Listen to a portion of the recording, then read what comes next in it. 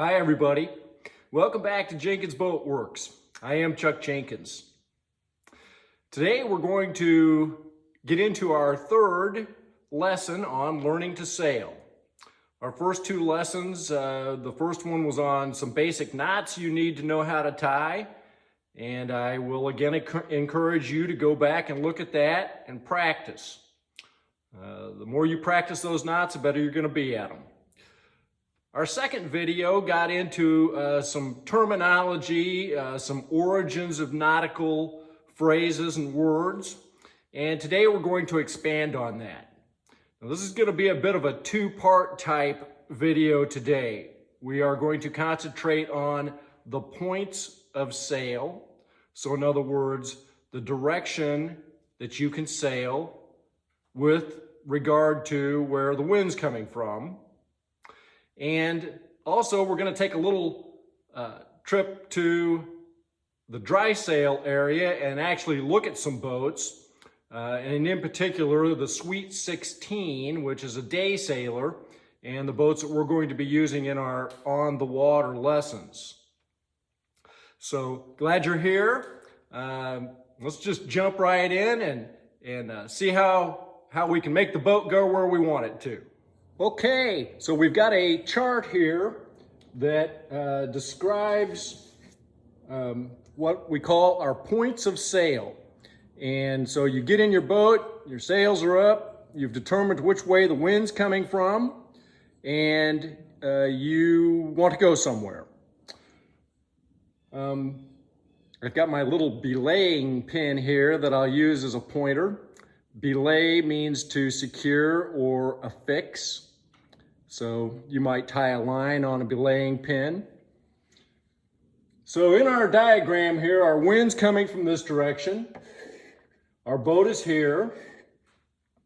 And let's say the boat was turned completely around and facing this way. If the wind's coming from this way and you're facing this way, you could just put your sails pretty much flat out and the wind would just push you. Now that's pretty obvious and it's relatively easy. That would be called running or heading downwind. Of course, where we want to go, typically that's where the wind's coming from. That happens a lot. So how do we get there? If the wind's coming this way and we're facing this way, we would be said to be in irons. You cannot sail straight into the wind. You just can't do it.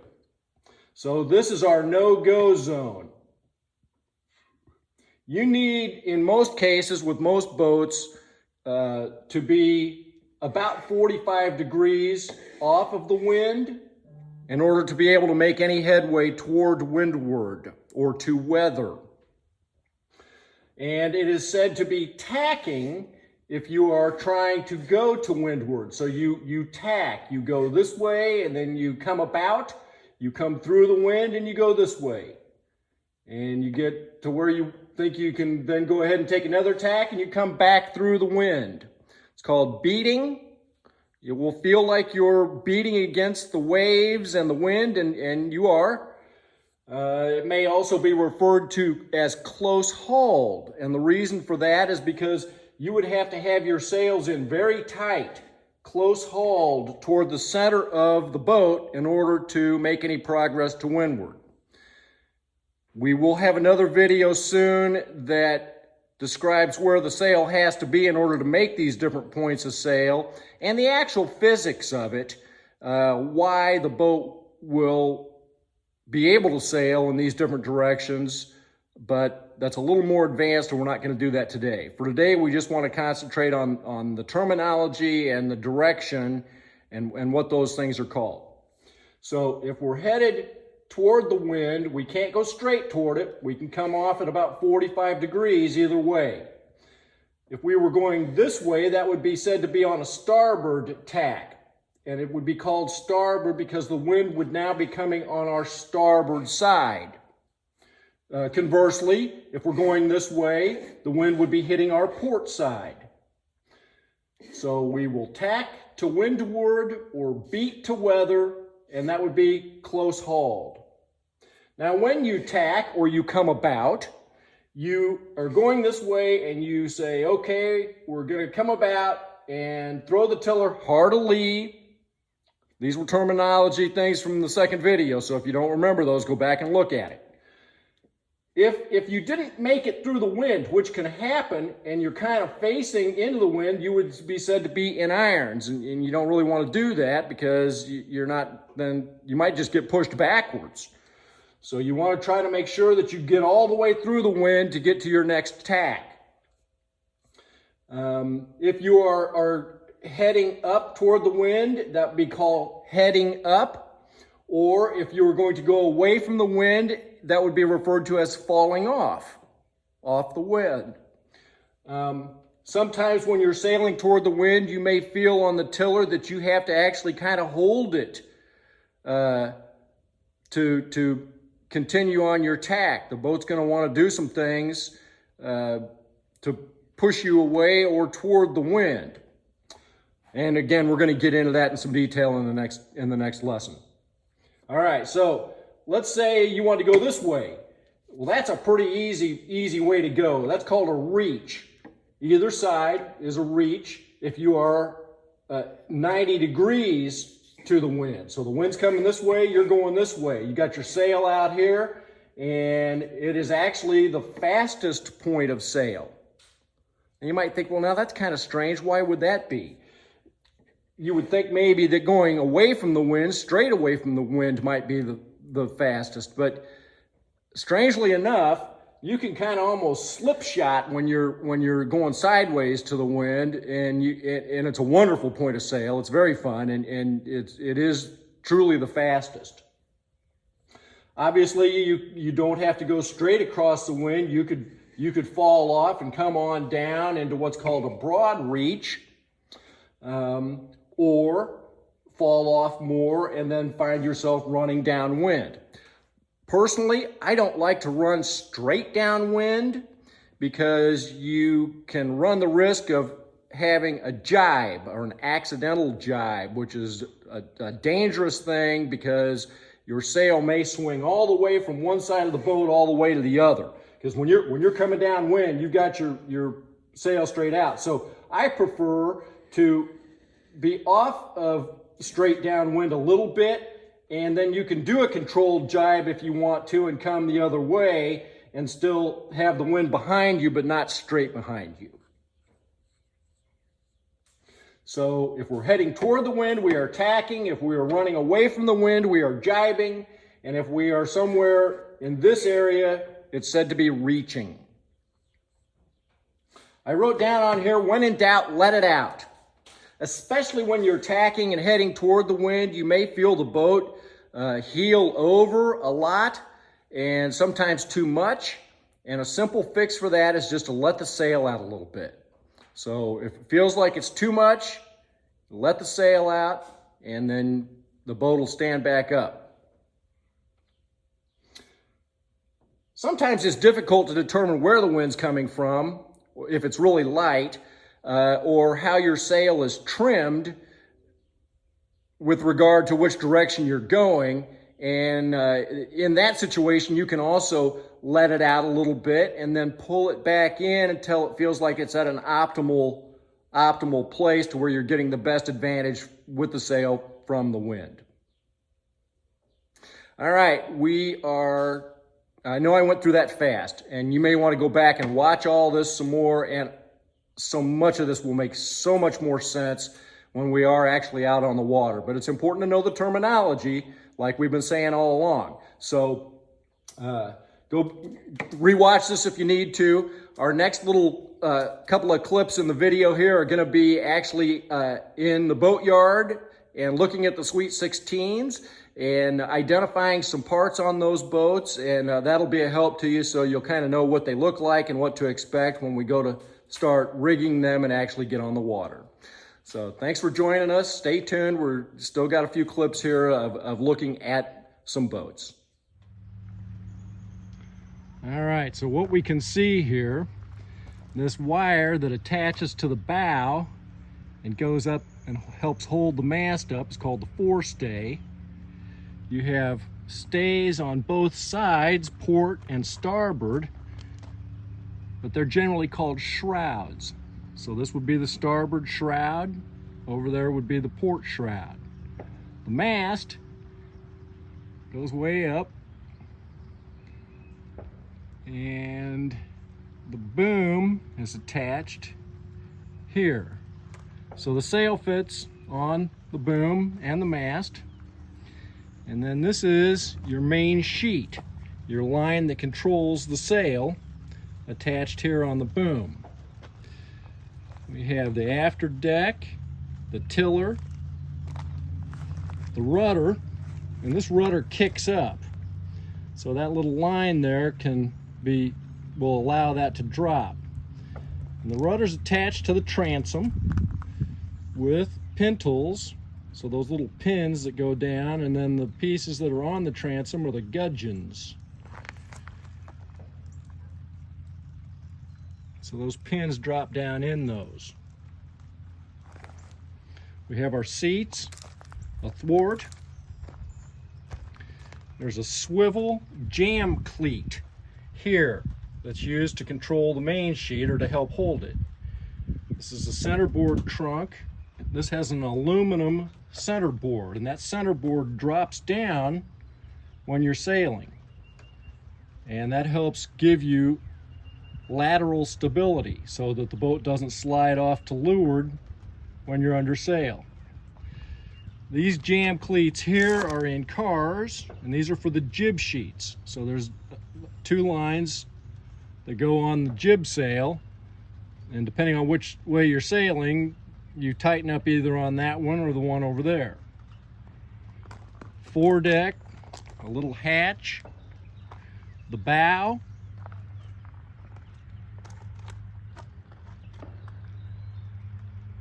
we have our halyards, and those are the lines that you use to haul the sails up. So that's the jib halyard in the front. And this line here, the red one, is called a boom vang, and it helps hold the boom down. Sometimes when you're sailing, you'll get a bunch of wind in the sail and it'll want to pull this boom up. So it helps hold it. Now, this boat does not have a topping lift. However, we have secured the halyard on the back, and that's the main halyard, and we've secured that on there just to hold the boom up while it's sitting here in dry sail.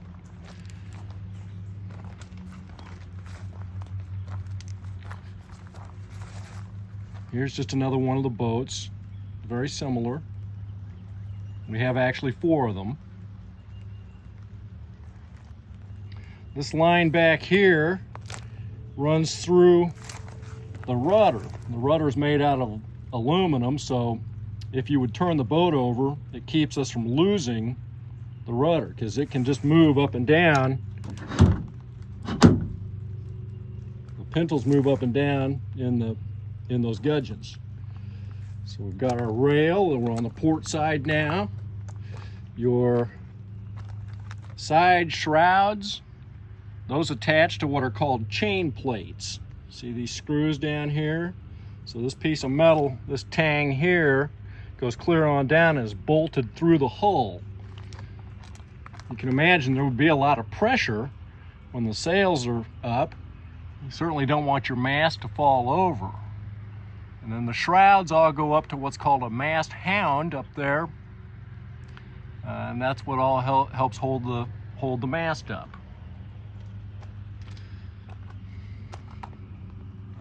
Pretty simple boats, a lot of fun. And of course we'll do sail rigging when we actually go out on the water, and we don't have the sails with us today, so it's not something we can do right now. We're in dry sail. A lot of boats stored in here. And this is just at Smithville. Now, this is not a club boat, but I know the man that owns it. And I'm just taking a look at it because this actually has a wooden mast. You don't see that very often. It's got a wooden boom. This is a scow of sorts. You can see what kind of a flat shape it's got here at the front, at the bow. Interesting. As different as boats can be, they have a lot of similarities. Now this is a catamaran. It has 2 hulls. These boats are extremely fast. You sit on these trampolines when you sail. As you can see, this has a sail already attached on the forestay, the jib sail. And this has shrouds as well. They all attach up there at the mast, similar to the way the Sweet 16s do. This boat likely has 2 rudders, one on each hull.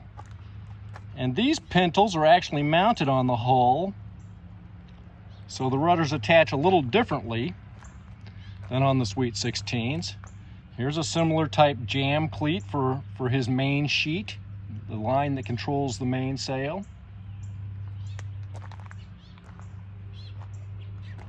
This is a Hobie cat. Very fast. This boat on the other side over here, Glimmer, that's a Star class. Those have been Olympically raced. Mast goes way, way up. And the boom sits very low on the deck, so when you tack, you have to really get down. You'll notice down below there, it has a keel, and so it is weighted, and that's permanent. So that boat does not have a center board. Its lateral resistance is permanently attached to the bottom, and its rudder is attached to the end there, but not on the transom. So that's a little different. At the same time, it has shrouds holding the mast up, and it has adjustable backstays. Those Sweet 16s don't have that. When you tack with that boat, you have to actually loosen up the leeward backstay. I sailed with a fellow on one of these one time. They are very fast. Fun boats. Now you get into some much larger boats, and these generally all have a fixed keel down below, and you can see how deep that goes. So this boat can't really float in very shallow water. This boat probably draws 4.5 or 5 feet. The way the paint is you can tell where the water line is, so all that blue below would generally be below the water when she's afloat. Everything's similar though. There's a boom and a mast, shrouds on the sides. Now this is multiple shrouds holding the mast up. That's a pretty boat. If you like the video, remember to like and subscribe. We'll see you next time.